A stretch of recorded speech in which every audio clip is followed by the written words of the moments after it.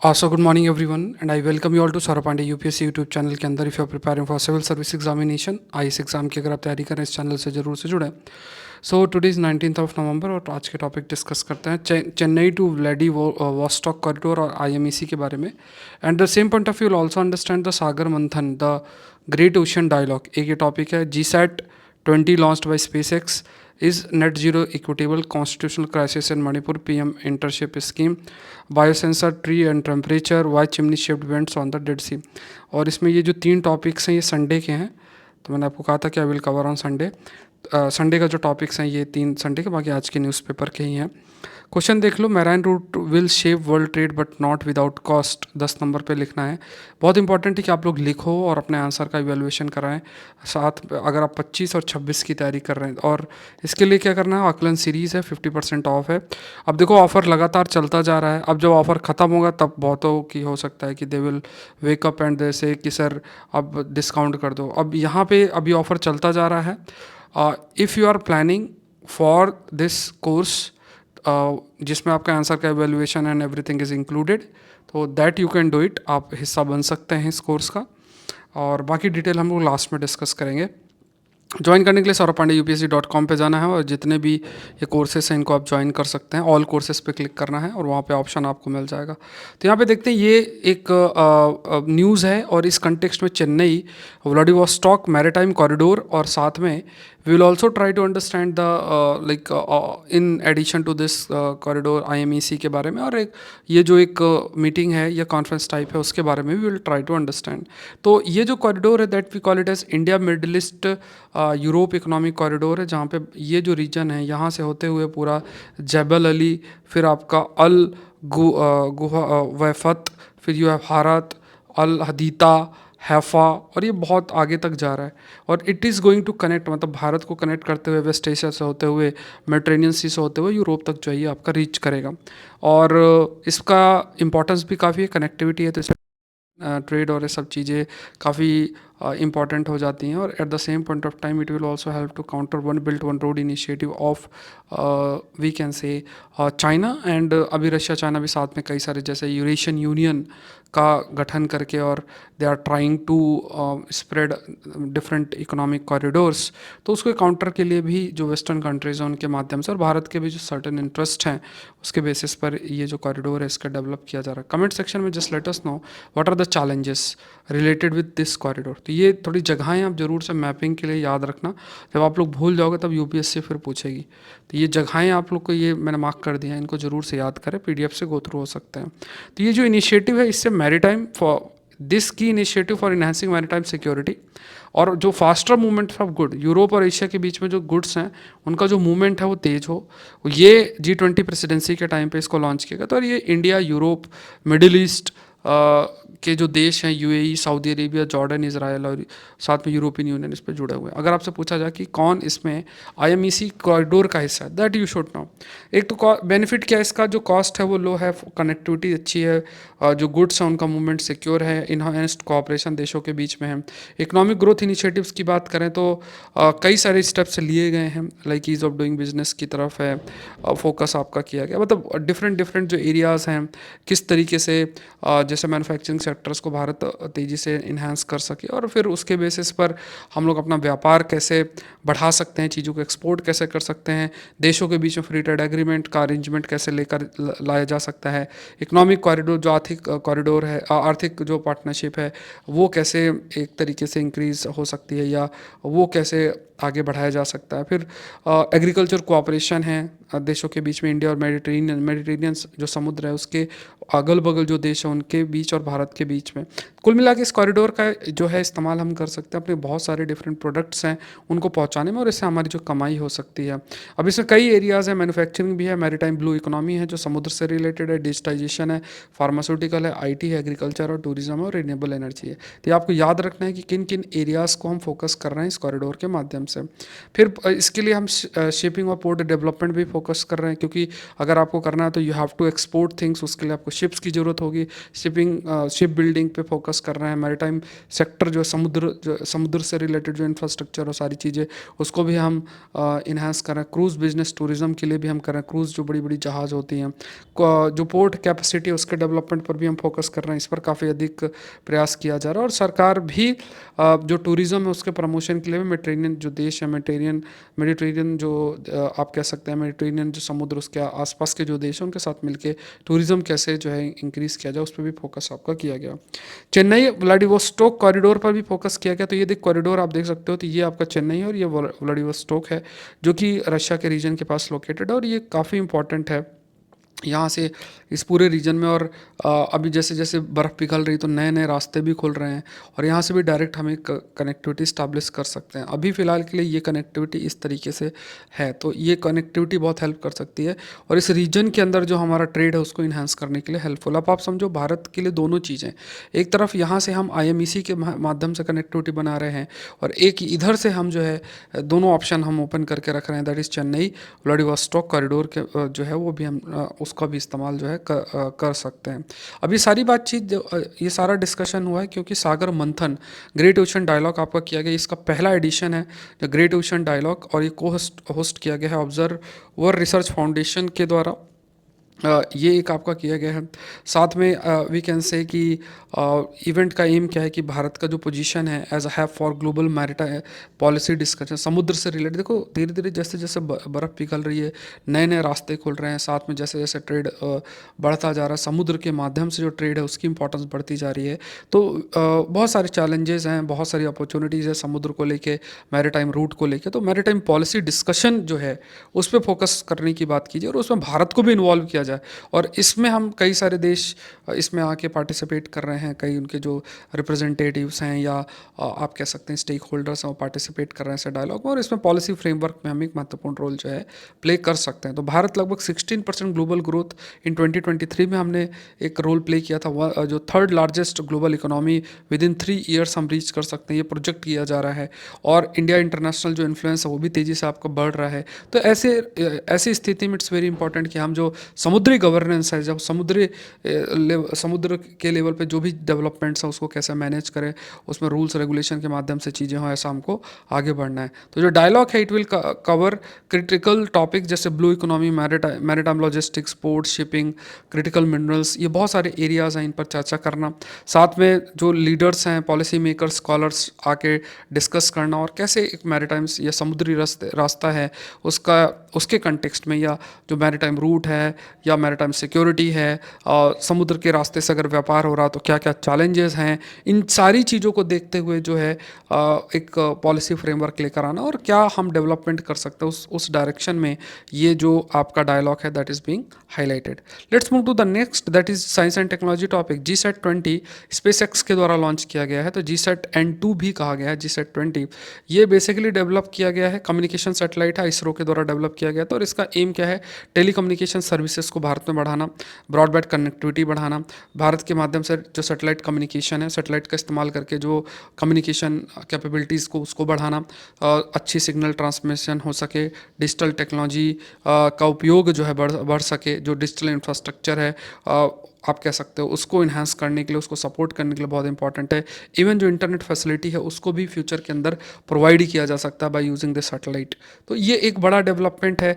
Digitisation, even जब हम कहते हैं कि डिजिटल इंक्लूसिवनेस हो, डिजिटल डिवाइड को ब्रिज करे, तो ये सैटेलाइट्स का बहुत महत्वपूर्ण रोल होता है। क्योंकि अगर आप डिजिटल इंफ्रास्ट्रक्चर नॉर्मली डेवलप करोगे, वायरिंग और इन सब का इस्तेमाल करना पड़ता है, बट मान लो इवन आपको इंटरनेट सैटेलाइट के माध्यम से देखना है तो कहीं दूर बैठा या आइसोलेटेड वे में जो लोग भी रहते हैं, जहाँ पे इंटरनेट का इतना अच्छा इंफ्रास्ट्रक्चर नहीं है, वहाँ बैठे बैठे भी लोग जो है काफ़ी हद तक वी कैन से काफ़ी हद तक एक तरीके से वी कैन से कि चीज़ों को कनेक्ट किया जा सकता है और जो एक्सेसिबिलिटी है डिजिटल एस्पेक्ट की या डिजिटल टेक्नोलॉजी की या इंटरनेट की, उसको भी इंक्रीज़ किया जा सकता है। नेक्स्ट देखते हैं नेट जीरो। नेट जीरो पर हमने काफ़ी चर्चा कर रखी है कि नेट जीरो एमिशंस जो हैं वो आपके क्या हैं।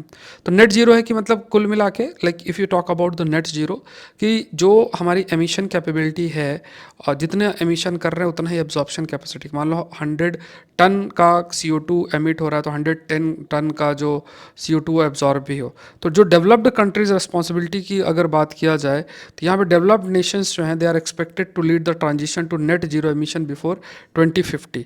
तो यहाँ पे आप कह सकते हो जो डेवलप्ड नेशंस हैं ये एक्सपेक्ट कर रहे हैं to lead the transition to net zero emission तक रीच करने की बात की गई है, तो बिफोर 2050। बट यहाँ पे क्या है कि दोनों में एक्शन और फाइनेंसिंग में मतलब आप कह सकते हैं कि अभी बहुत प्रयास करना, ऑल्दो एम तो ये डेवलप देश कहना ही चाहते हैं कि 2050 तक कोई भी एक्स्ट्रा एडिशन जो है कार्बन का एटमॉस्फेयर के अंदर नहीं होगा, लेकिन उसके लिए जो कदम उठाने चाहिए, फाइनेंसिंग जो प्रोवाइड करना चाहिए, दैट इज़ नॉट देयर। फिर यहाँ पे जो फाइनेंशियल सपोर्ट है जो डेवलप्ड कंट्रीज़ के द्वारा प्रोवाइड करना चाहिए वो प्रोवाइडेड नहीं है।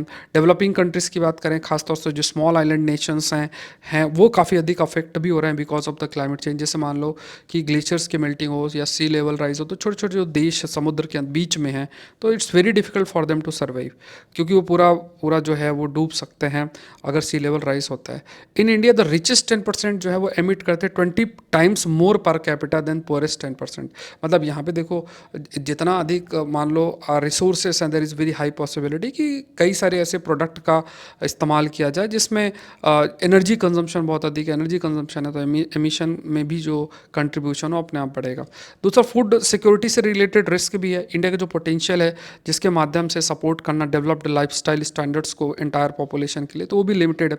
यहाँ पे ये भी है कि जैसे जिस तरीके से एनवायरनमेंट क्राइसिस हो, मान लो टेम्परेचर बढ़ रहा है, फ्लड आ रहा है, ड्रॉट हो रहा है, या जो भी ऐसे डेवलपमेंट्स आपके हो रहे हैं, इससे जो फूड का प्रोडक्शन है that is going to be affected. अगर फूड का प्रोडक्शन कंटिन्यूस बेसिस में अफेक्ट होगा, रिड्यूस होगा, तो food security is also at risk. फिर अर्बन चैलेंजेस भी हैं, व्हीकुलर पॉल्यूशन है, एयर कंडीशनिंग का इस्तेमाल है, और जैसे जैसे मान लो अर्बन एरियाज़ में टेम्परेचर बढ़ रहा है तो जो डिमांड है एयर कंडीशनिंग की वो बढ़ती जा रही है। एयर कंडीशनिंग अगर ज़्यादा होती है तो उसमें भी जो एनर्जी कंजम्पशन बढ़ता है, प्लस कुछ ऐसे गैस भी रिलीज़ हो सकती हैं अगर बहुत ही एफिशिएंट एयर कंडीशनिंग नहीं है, जो कि कंट्रीब्यूट कर सकता है क्लाइमेट चेंज के लिए। बायोडाइवर्सिटी का लॉस भी देखने को कंटिन्यूस बेसिस में मिल रहा है, क्योंकि लैंड यूज़ का जो पैटर्न है उसका भी हम सही से उसको सस्टेन करने के लिए जो एफर्ट लेना चाहिए वो नहीं ले रहे हैं।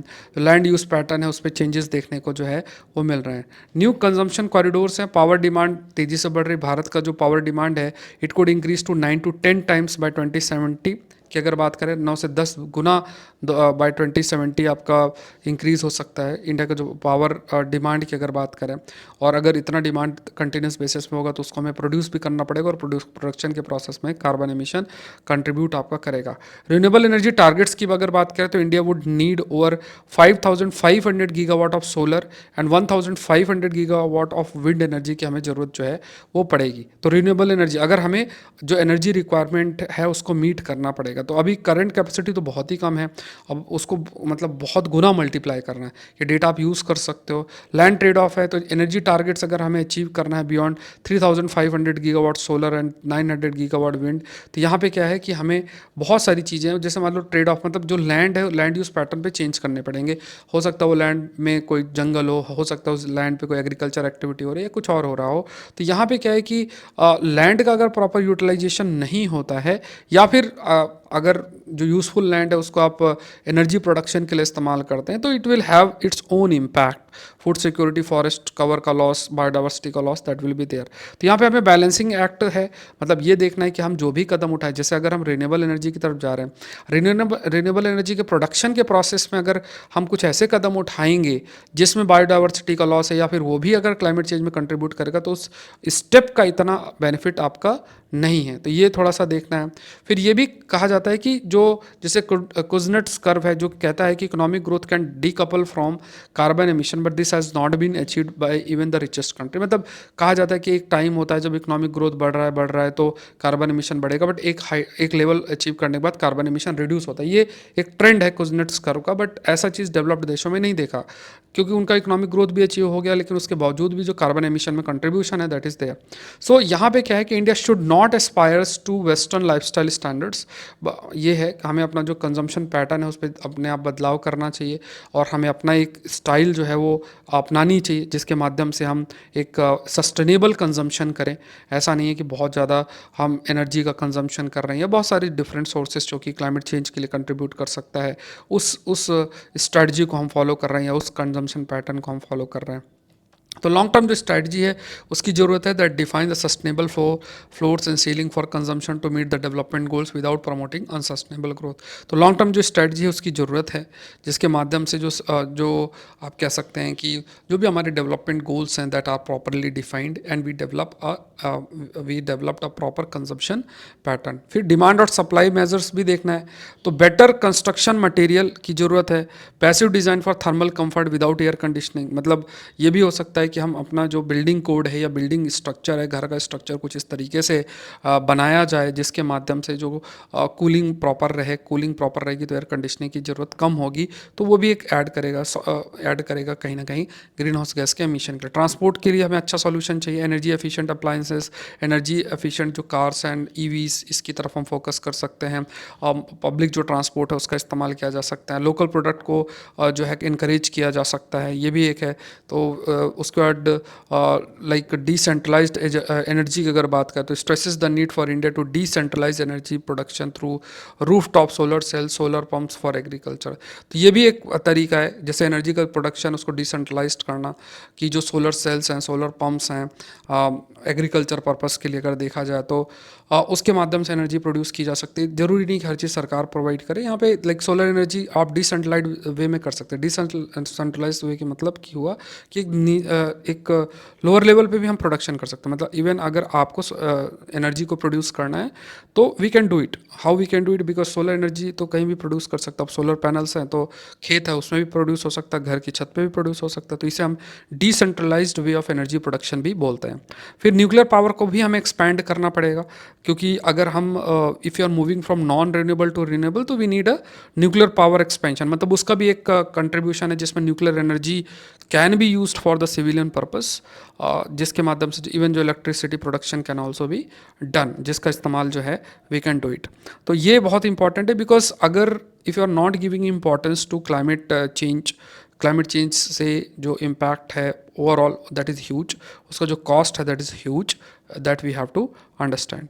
नेक्स्ट देखते हैं Manipur as a case of imposing article 356। तो यहाँ पे पॉलिटी का टॉपिक है। जो भी क्राइसिस है, देखो एक बार मैं डिस्कशन भी करूँगा मणिपुर के कंटेक्स्ट में, कई सारे रीजन्स है, बट यहाँ पे जो कॉन्स्टिट्यूशनल क्राइसिस अभी देखोगे कि कई सारे वहाँ पे किसी को मार दिया जा रहा है, कहीं कई जो वुमेन डिग्निटी है उसका रेस्पेक्ट नहीं है, आपस में बहुत कन्फ्लिक्ट है, केओस की स्थिति है, लॉ एंड ऑर्डर प्रॉब्लम देखने को मिल रहा है। तो ये कॉन्स्टिट्यूशनल क्राइसिस की स्थिति में, तो अगर ऐसी स्थिति अगर होगी तो आर्टिकल 356 का इस्तेमाल करके प्रेसिडेंट रूल वहाँ पे लगाया जा सकता है। और प्रेसिडेंट रूल है तो वहाँ पे अगर है तो वहाँ पे सेंट्रल भी गवर्नमेंट है, उसके माध्यम से सेंट्रल गवर्नमेंट भी स्टेप ले सकती है। या फिर यहाँ पे ऐसी भी स्थिति है कि जैसे प्रेसिडेंट रूल अगर लगाना तो ज़रूरी नहीं कि वो गवर्नर की रिपोर्ट के बेसिस पे, वो जो प्रेसिडेंट है, ऑनरेबल प्रेसिडेंट है, वो भी ऐसे भी लगा सकते हैं, सो मोटो भी लगाया जा सकता है। और इसमें ऑनरेबल कोर्ट का भी एक है कि अगर जो कॉन्स्टिट्यूशनल बहुत सारे जो मान लो राइट्स हैं या बहुत सारी चीज़ें जो हैं अच्छे से इम्पोज नहीं हो पा रही हैं, लॉ एंड ऑर्डर मेंटेन नहीं हो पा रहा है, जैसे एक आर्टिकल 355 है जिसमें यूनियन गवर्नमेंट की जिम्मेदारी की स्टेट्स को अगर वो कई इश्यूज और प्रॉब्लम्स वो फेस कर रहे हैं तो उसको फैसिलिटेट करना। कई संवैधानिक आर्टिकल्स ये भी कहते हैं कि जो कॉन्स्टिट्यूशन है उसके जो प्रोविजंस हैं उसको प्रॉपर इम्प्लीमेंट करना, या फिर सेंटर के दिए गए डायरेक्शन को इम्प्लीमेंट करना। अगर वो नहीं हो पा रहा है तो क्या प्रेसिडेंट रूल जो है वो लगाना चाहिए, क्योंकि चीज़ें मैनेज करना बहुत बहुत इंपॉर्टेंट है ये बहुत मैटर करता है। कॉन्स्टिट्यूटेंट असेंबली में जब डिबेट हुई थी 1949 के अंदर, इसमें भी कई डिफरेंट ओपिनियंस जो हैं रखे गए थे। डिफरेंट ओपिनियंस हैं। कई बार कहा जाता है कि देखो प्रेसिडेंट रूल्स लगाना नहीं चाहिए बहुत ज़्यादा, क्योंकि इससे जो स्टेट ऑटोनॉमी है वो जाएगी, हमारे फेडरल प्रिंसिपल्स के लिए भी ठीक नहीं है, और ये जो संविधान है उसके जो स्पिरिट है उसके खिलाफ भी है। इवन जो ऑनरेबल सुप्रीम कोर्ट है वो भी सिचुएशन को एक तरीके से मॉनिटर कर ही रहे हैं, लेकिन जो कदम उठाना चाहिए ऑनरेबल कोर्ट इसमें डायरेक्शन प्रोवाइड कर सकते हैं। और इवन सेंट्रल गवर्नमेंट को भी फिर डायरेक्ट किया जा सकता है कि अगर स्टेट गवर्नमेंट उसको मैनेज नहीं कर पा रही based on certain reports, better we take certain steps, और इसमें जो इंटरफेयर है वो किया जा सकता है even by the judiciary, because यहाँ पे ह्यूमन राइट वायलेशन का भी कंसर्न है, बहुत सारे वायलेंस है अगेंस्ट वुमेन, और जो भी कदम उठाए जाने चाहिए वो उठाए जा रहे हैं कि नहीं जा रहे हैं, तो उसकी भी अकाउंटेबिलिटी मैटर करती है। तो यहाँ पे एक प्रेसिडेंशियल इंटरवेंशन की जो डिमांड है वो कही गई है, और इसमें जो जुडिशल अकाउंटेबिलिटी ऑनरेबल कोर्ट की भी अकाउंटेबिलिटी है कि ऐसे इश्यूज़ में जहाँ पे इतना अधिक कॉन्स्टिट्यूशनल क्राइसिस जो है वो देखने की अगर मिल रही है, मतलब सर्टन राइट्स जो हैं वो हम रेस्पेक्ट नहीं कर पा रहे हैं या लॉ एंड ऑर्डर मेंटेन नहीं कर पा रहे हैं, तो इट्स बेटर जो स्टेट मशीनरी है उस स्टेट मशीनरी को थोड़ा स्ट्रेंथन किया जाए, या फिर जो सेंटर है उसका एक रोल लेकर आया जाए इस कंसिडरेशन में।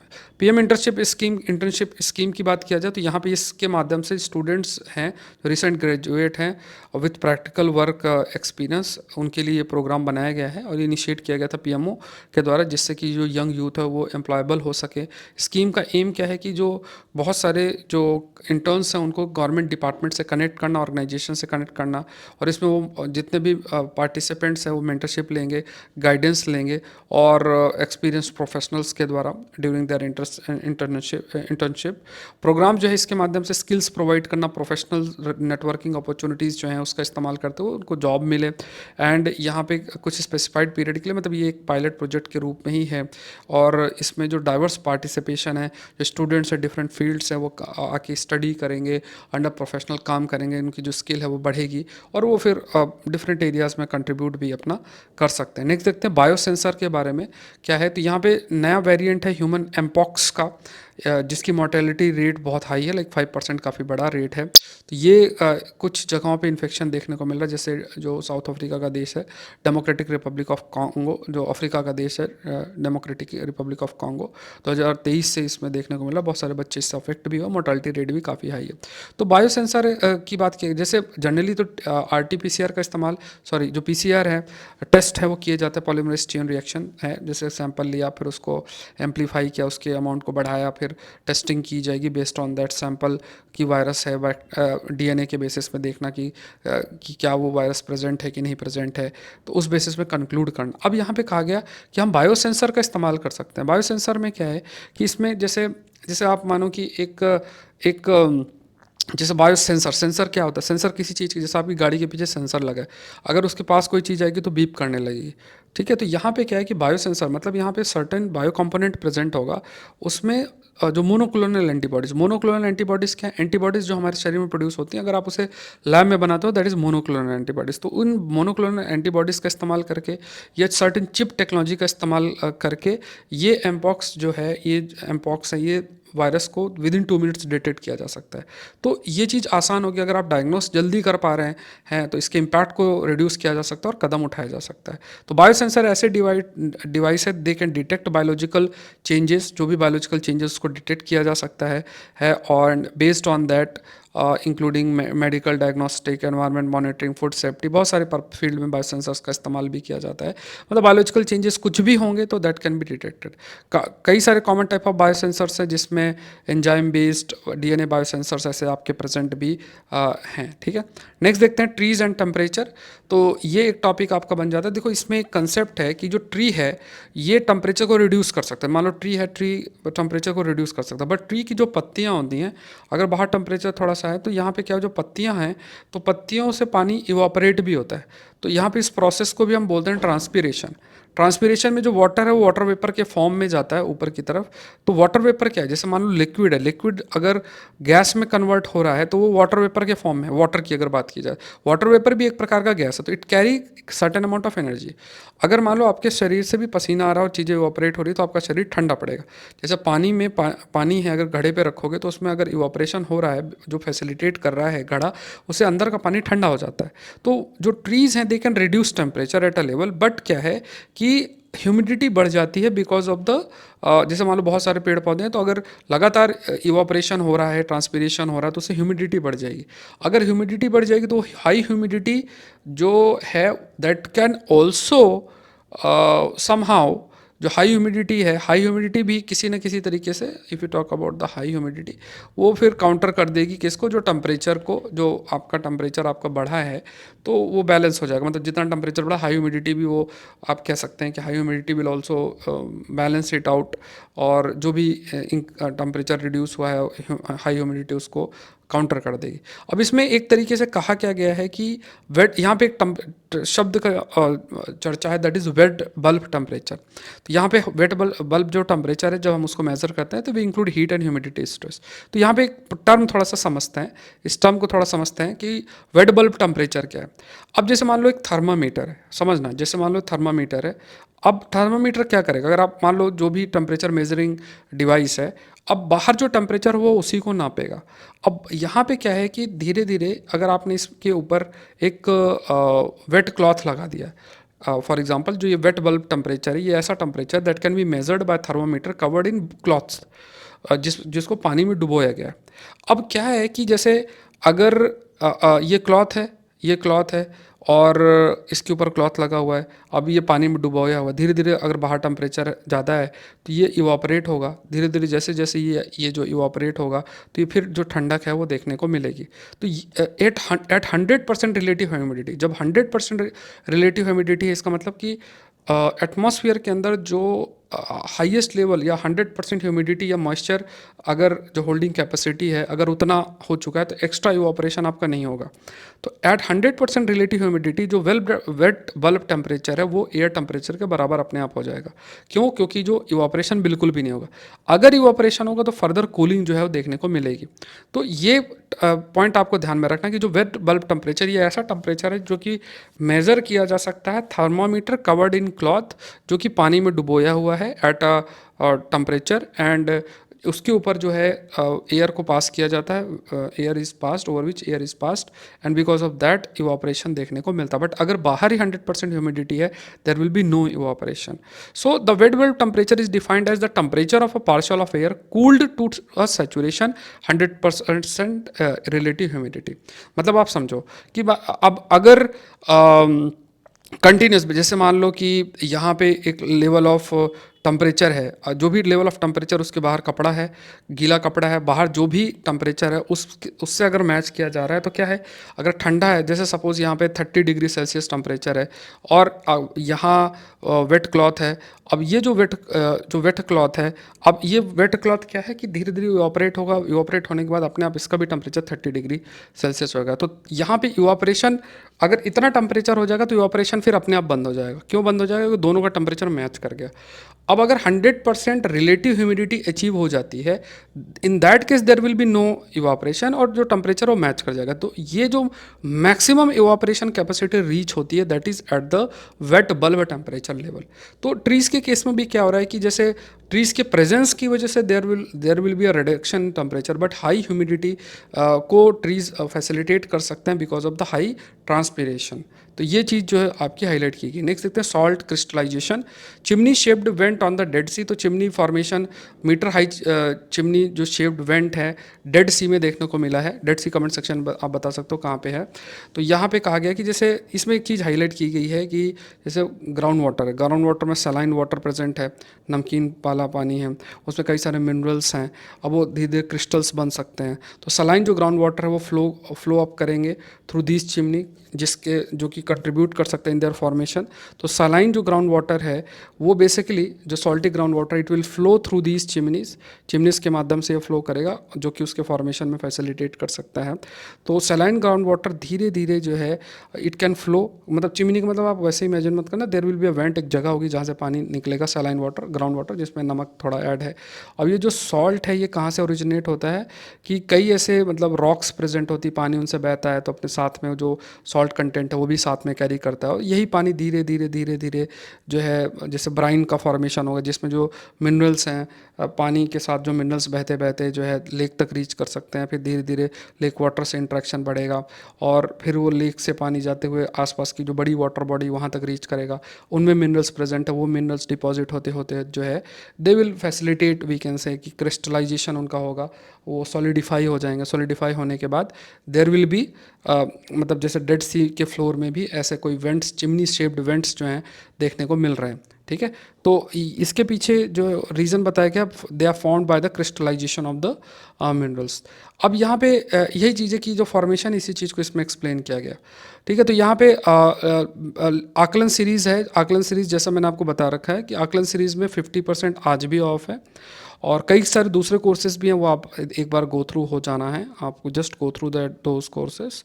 बहुत इंपॉर्टेंट कोर्सेस आप लिखते रहो। अभी देखो आपके पास मौका है, जब ये ऑफ़र पूरा ख़त्म हो जाएगा देन फिर आप रिक्वेस्ट रेस करते हैं, तो इट्स वेरी इंपॉर्टेंट। देखो इस कोर्स के अंदर मैं आपके आंसर्स को इवेलुएट करूँगा 1 ईयर की वैलिडिटी के लिए, अगर आप जोड़ते हैं, जिसमें 200+ आंसर इवेलुएशन होंगे आपके, 5 1-to-1 सेशंस होंगे, 10 फुल लेंथ टेस्ट होंगे, 5 ऐसे। आई नो कि इसमें ज़्यादा से ज़्यादा बहुत ही कम लोग 50 के आसपास या 60 के आसपास जो हैं they will seriously they will write answers and उनके आंसर्स इवेलुएट हों, बट आई जस्ट वांट कि आप जो 50-60 जो सीरियस कैंडिडेट हैं they focus on answer writing, जो लगातार लिखते हैं और टेलीग्राम चैनल पे या मुझे पर्सनली भी सेंड करते हैं, तो उनको अपने आंसर्स लिखने की एक हैबिट बनाना है, बनाते रहना है, और उसके लिए आप जुड़ सकते हैं इस कोर्स के लिए भी लगातार। और 50% ऑफ है, नीचे डिस्क्रिप्शन बॉक्स में लिंक है, उसके माध्यम से ज्वाइन कर सकते हैं। वेबसाइट है saurabh-pandey-upsc.com, उसमें ऑल कोर्सेज में क्लिक करके वहाँ से भी ज्वाइन कर सकते हैं। और ये अल्टीमेट कोर्स है, क्योंकि इसमें देखो 10 फुल लेंथ टेस्ट भी हैं, 5 ऐसे भी हैं, तो अगर आप 25 की भी तैयारी कर रहे हो, 2 महीने लिख लोगे, it will help you a lot. अगर आप 26 की तैयारी कर रहे हो तो क्वेश्चंस विल बी देयर और आप लिख रहे हो, और बाकी प्रीलिम्स के बाद भी लिखना है तो वो भी जो है वो भी आप की जो कंटिन्यूटी हो बनी रहेगी। लिख के एक बहुत कॉन्फिडेंस आएगा, क्योंकि देखो निबंध का जो है उसमें भी 7 ऐसे अपलोड हो चुके हैं, 5th का इवैल्यूएशन चल रहा है, तो धीरे धीरे जब आप लिखने की आदत डाल देंगे, लिखते रहेंगे लगातार, तो आपका कॉन्फिडेंस बहुत अधिक बूस्ट होगा। और है ना कि किसी ने एक निबंध एक समय लिखा था, आज वो 7 अगर ऐसे उसने लिख लिया, तो यू कैन इमेजिन कि कितना हाई एक तरीके से आप कॉन्फिडेंस जो है वो रीच करेगा। तो लिखने से ही चीज़ें इंप्रूव होती हैं, ये बहुत मैटर, अगर आप इस चीज़ को समझ लेंगे सीरियसली तो दैट विल हेल्प यू। तो ये देखना है कि इस प्रिपरेशन में जो सबसे ज़्यादा इंपॉर्टेंट है, उस इंपॉर्टेंस को आप कितना इंपॉर्टेंस दे रहे हो। तो लिखना सबसे इंपॉर्टेंट, अगर आप उसको भी हम सेकेंडरी रख रहे हैं तो that is not a good strategy. तो आई एम वेरी होपफुल कि आप लोग इस कोर्स से ज़रूर जुड़ें, और फिर हम लोग जो है नवंबर एंड से आपका स्टार्ट हो जाएगा ये, और ऐसे का भी आपका चल ही रहा है, ये भी चल रहा है। प्रीलिम्स का भी एक बैच आएगा बहुत अल्टीमेट, जिसमें मैपिंग, एनसीईआरटीज़ और जितनी भी चीज़ें कोर्स है प्लस मेंटरशिप कंबाइंड बैच पूरा रहेगा। तो वो क्लासेस बहुत अल्टीमेट रहेंगे अगर प्रीलिम्स के लिए, तो वो भी मैं जल्द से जल्द उसकी इन्फॉर्मेशन मैं आपको प्रोवाइड करूँगा। मिलता है नेक्स्ट सेशन के अंदर। सेशन को लाइक करें, चैनल को सब्सक्राइब करें। Thank you everyone, thank you.